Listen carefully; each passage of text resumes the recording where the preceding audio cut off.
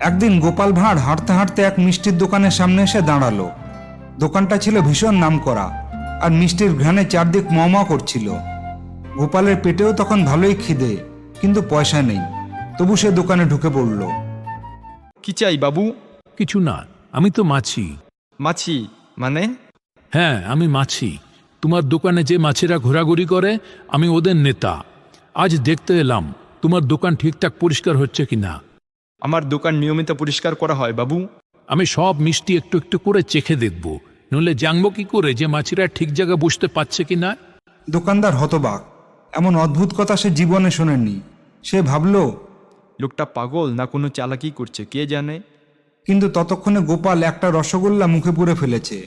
গোপাল একে একে সন্দেশ, চমচম, কাঁচাগোল্লা সব একটা একটা করে মুখে তুলল। শেষে আঙুল চেটে বলল, সব ঠিকঠাক। তোমার দোকানে মাছিরা খুব খুশি। আমি এখন যাই। ও মাছি বাবু, আবার এসো, তবে এবার আসার আগে পয়সা সঙ্গে এনো। আরে মাছি কখনো পয়সা দেয়? আমরা শুধু ভুঙ্গো করি আর খাই।